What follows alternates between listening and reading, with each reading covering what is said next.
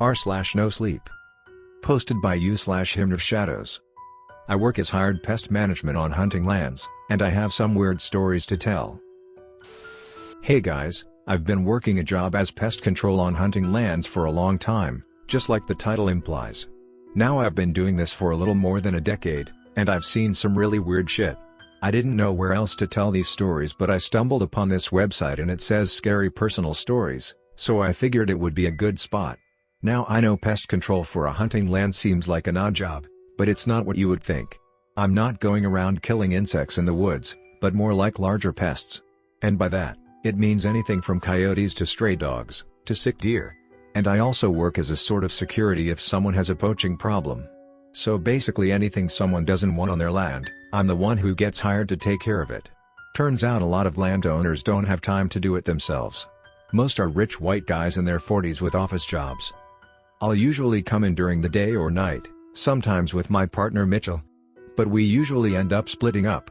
And I have to tell you all, spending all that time in the woods has opened my eyes. I've seen just about every creepy and downright disturbing thing you can imagine, from ghostly to alien to just plain weird.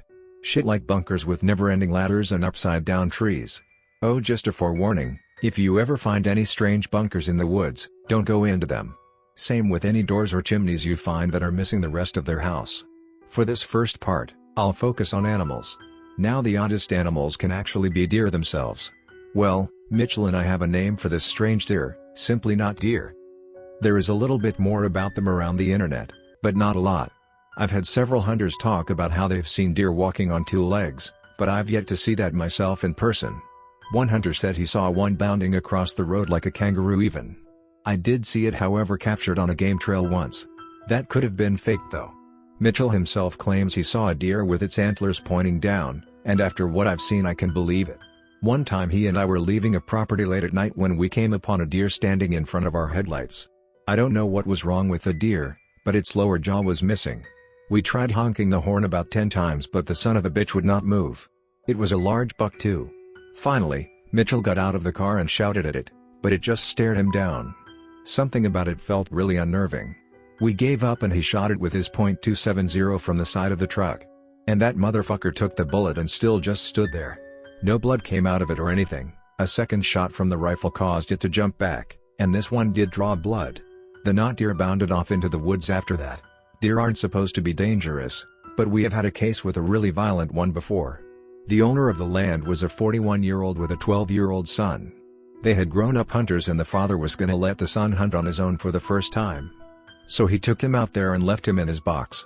A few hours later around sundown, he heard a gunshot and then a scream. Upon returning to his kid, he discovered him bleeding out on the ground, with his guts all out. The son died shortly after but he told his dad what had happened. According to him, he had seen a large 14-point in his field and gotten out after he thought he shot it. But the damn deer was playing dead, and hopped right up and charged him, striking him in the stomach. We were hired to kill it, but we took the threat way too lightly. After searching the land and failing to find the buck, we put up trail cameras and traps. But within the first night, every single trail camera had been ripped down and destroyed. The traps were also always avoided. So then we figured we had poachers also and began looking for them. The family had a very nice cabin on the property and a few days into looking for the poachers and the deer, the entire cabin was wrecked. The door was broken down and everything inside had been ripped apart, smashed, or broken. Strangely nothing valuable had been taken. And the weirdest part was there were only deer tracks leading to the cabin, no human ones. And there were no exit tracks. Normally Mitchell and I were armed with .270s, but now we had swapped out with two AR-15s. Troy .556s to be in fact. This was early on in our career, so I was still a little spooked. We stopped looking around during the day, and only at night. And when we finally met the beast, we had been walking on the dirt road alongside a bamboo forest.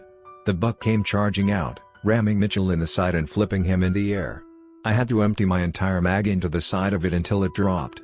My friend had suffered a fractured femur.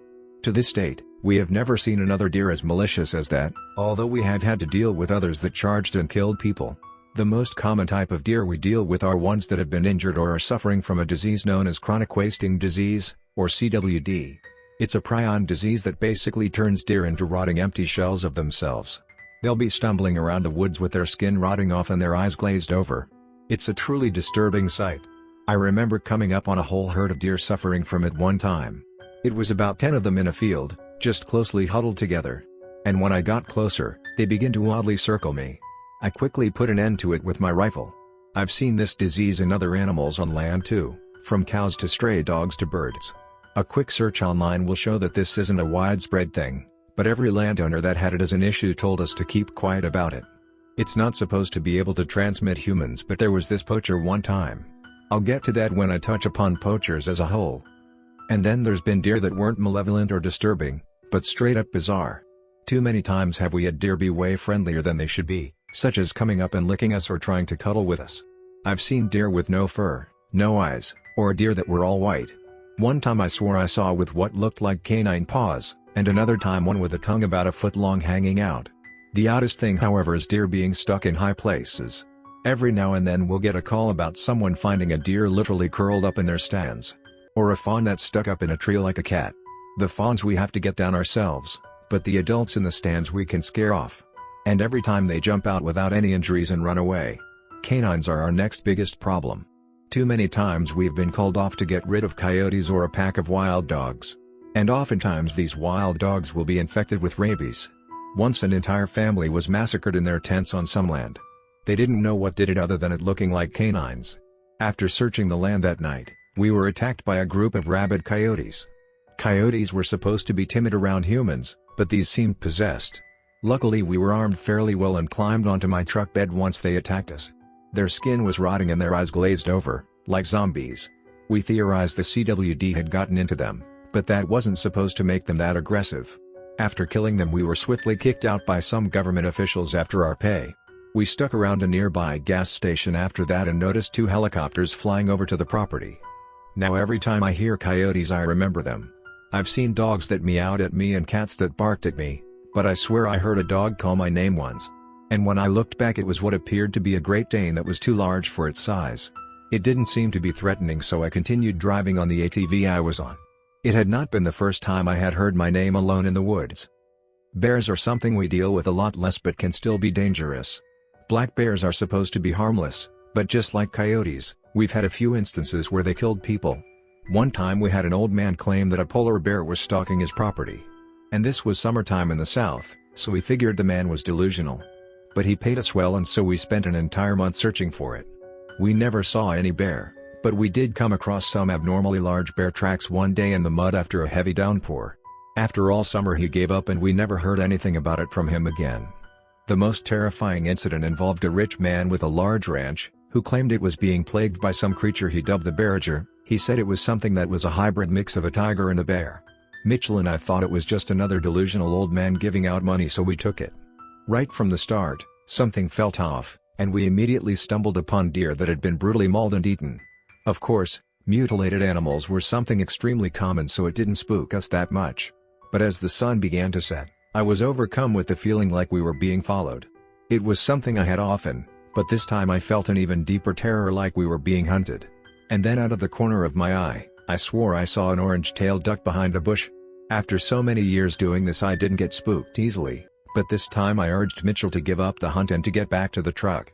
He agreed, saying he felt off about it too. The truck had been parked in a field next to a shed, and we had to walk through extremely long grass to get through it. And just as the sun tucked behind the horizon, we were met with a horrendous growl from behind us. We both turned around, and the only thing we saw was a pair of bear ears sticking out from above the grass, which was up to our necks. Both of us fired our rifles, and there was another growl followed by the sound of something heavy running off. We ran over to where we had seen the ears and noticed a pool of blood. The pool transformed into a trail, but we both agreed to not follow it. The most intriguing thing was that part of the ear had been shot off, and was laying in the blood. It was definitely a bear's ear all right, one that looked like a grizzly's. And hybrid tiger or not, a grizzly should not have been in the part of the US where the ranch was. Mitchell didn't believe me about the orange tail, but we still have the ear as a souvenir.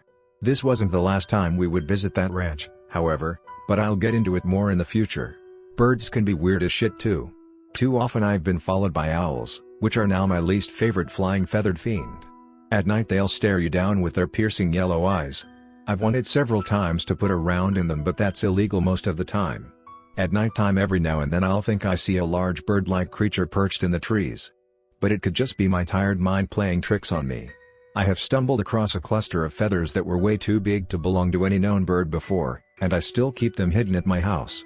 Mitchell thinks they're fake, but they seem and feel pretty damn real to me. Although he and I together have found odd-looking skeletons and skulls in hidden parts of the woods before. The creepiest thing involving a bird was one time when a toddler had gone missing before. Just disappeared straight from his room, with only an open window too high for him to reach. A large search party was formed and we were already working on that land, so we were among the first to go looking for him. After a few days most had given up hope, but fortunately, a police officer found him finally. The damn kid was up about 50 feet in a pine tree branch, in what looked like a giant bird's nest. The fireman who went up on the ladder and got him down said that the nest was empty aside from a large number of worms. Back at the house, he had been questioned about how he got up there. The toddler simply pulled out a Sesame Street book and pointed to a picture of Big Bird. "Mama," was his only word. I'm gonna try to make these updates brief, so this is all I'll share for today. I'm not sure how often I'll update, but I have a lot of stuff I want to get out there. I'll try to answer any questions in the comments too. One important thing I want to say is, don't be dumb in the woods. Try to avoid going out alone, and if you do, make sure you're armed. I always have a gun, but just bear spray or a knife should be enough most of the time. If anyone has any theories on my stories or similar experiences, please share.